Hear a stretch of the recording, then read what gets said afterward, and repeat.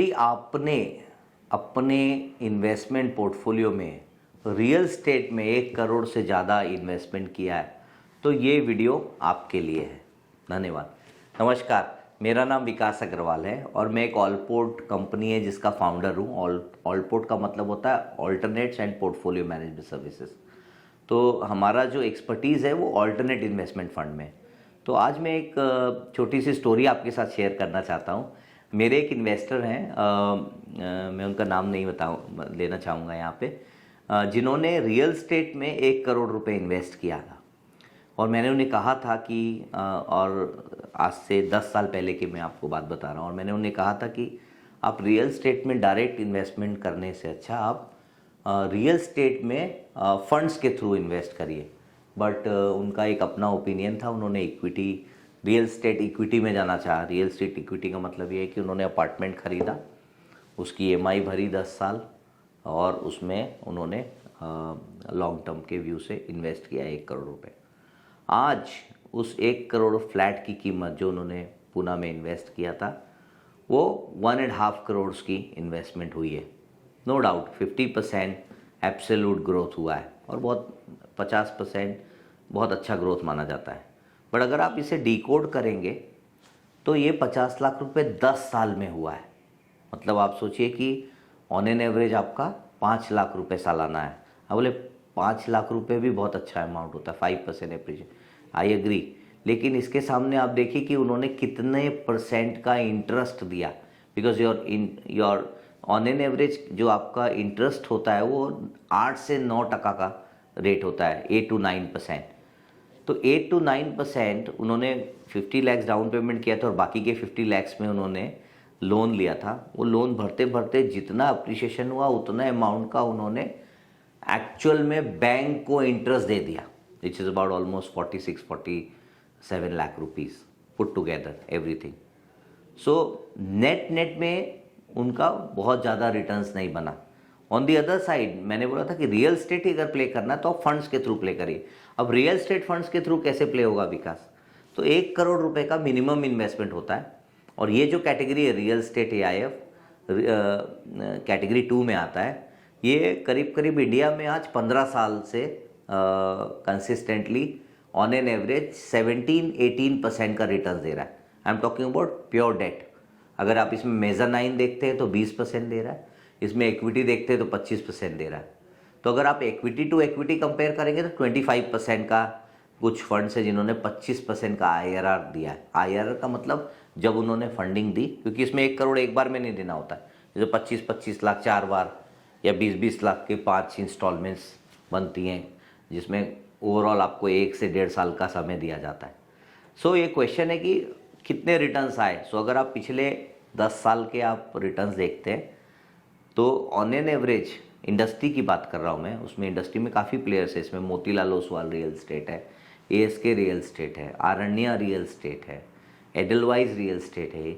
ये हर एक real estate का एक डिवीजन है जिसमें प्रॉपर फंड मैनेजमेंट टीम होती है, रिसर्च एनालिस्ट होते हैं, एंड वो एक एक प्रोजेक्ट को इवेलुएट करके बिल्डर्स को, टॉप क्वालिटी के बिल्डर्स के साथ क्लोजली काम करके और उनके साथ में वो फंड उन्हें लैंड करते हैं और उसमें अराउंड 18% to 20% का यील्ड आता है। सो पिछले 10 साल में अगर देखते हैं आप तो इंडस्ट्री के अंदर एक भी फंड नहीं है जिसने पूरा 100% डिफ़ॉल्ट किया हो। There is no single fund, it is that much highly regulated. And on an average industry का जो रिटर्न्स आया है वो एनीवेयर बिटवीन 18 to 20% का रिटर्न्स आया है। इसमें ब्यूटी ये है कि एक समय के बाद में 1 साल का इसमें टाइम होता है, उसके बाद में आपको क्वार्टरली यील्ड भी मिलनी चालू हो जाती है। Quarterly yield anywhere between 2.4 to 2.5%। मतलब अगर 1 करोड़ का इन्वेस्टमेंट है, 1 साल के बाद में 2.5 लाख रुपए आपके अकाउंट में हर क्वार्टर में आना लगता है, मतलब मोटा मोटी 10 लाख रुपए। और जो बाकी का अप्रिसिएशन है वो फंड के टेन्योर के बाद आता है। जनरली ये फंड 4 से 5 साल के होराइजन के लिए होते हैं। 4 से 5 साल इसमें हार्ड लॉकिंग होता है क्या? The answer is yes. 4 से 5 साल का अगर आप देखते हैं तो हार्ड लॉकिंग इसमें फंड्स में आपको मिलता है।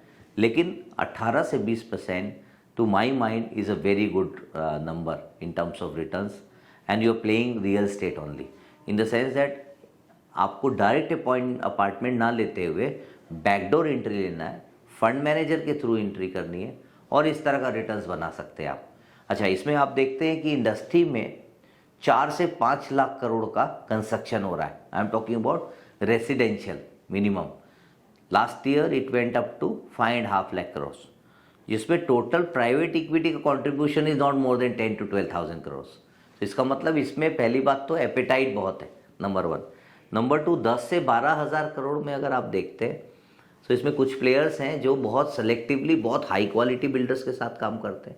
आपका क्वेश्चन ये रहेगा कि भाई इसमें डिफ़ॉल्ट होने के क्या चांस है विकास। तो सबसे पहले तो मैं आपको बताता हूँ, इसे एक्सप्लेन करता हूँ। फंड मैनेजर एक कंपनी में इन्वेस्ट नहीं करते, एक रियल एस्टेट प्रोजेक्ट में नहीं करते, कम से कम वो 10 से 15 डील करने की कोशिश करते हैं। बिकॉज ऑन एन एवरेज एक फंड 1000 करोड़ रुपए तो कलेक्ट करता ही है इंडस्ट्री में। अब 1000 करोड़ रुपए वो अलग अलग बिल्डर्स को देते, किसी को 50 करोड़, किसी को 100 करोड़, तो ऑन एन एवरेज 15 से 20 कंपनी होती। तो अगर एक कंपनी डिफ़ॉल्ट हो भी गई तो बाकी की 19 कंपनी जो है वो उसे बैकअप देती है, पहला नंबर 1। नंबर 2, इसमें अलग अलग रेट्स भी होते हैं, अलग अलग अवधि भी होती है। किसी को 18% के देते हैं, जो बहुत टॉप के बिल्डर है, शाहपुर जी, पालन जी हो गए, गॉडरेज हो गए, इस तरह का 17-18% का रेट है। इसमें फिर कोई मिड साइज़ भी होते हैं, जैसे कोल्टे पाटिल है पुणे में, तो कोल्टे पाटिल को 19-20% का यील्ड आता है वहाँ से। अलग अलग प्रोजेक्ट, किस प्रोजेक्ट में वो कहाँ पे प्रोजेक्ट है, उस हिसाब से वो उन्हें आता है। अच्छा, इसमें ये क्या करते हैं कि in order to have complete control, कि भाई फंड का पूरा कंट्रोल, ये एस्क्रो अकाउंट सेटअप करते हैं और उसके साथ में एस्क्रो अकाउंट के सेटअप करने के साथ में अथॉरिटी लेते हैं। So they become officially one of the authorize signatory in the fund, कि भाई इनके सिग्नेचर के बगैर में किसी को फंडिंग नहीं होगी।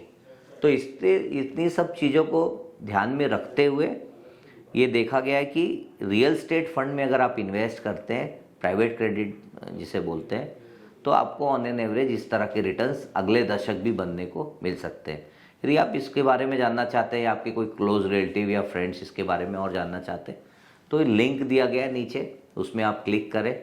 उसमें आपको हमारी टीम ऑफ एक्सपर्ट्स आएंगे, वो आप एक्सप्लेन करेंगे पूरी, और आपको कोई ऑब्लिगेशन नहीं है किसी भी तरह का कि आपको हमारे थ्रू ही इन्वेस्ट करना है।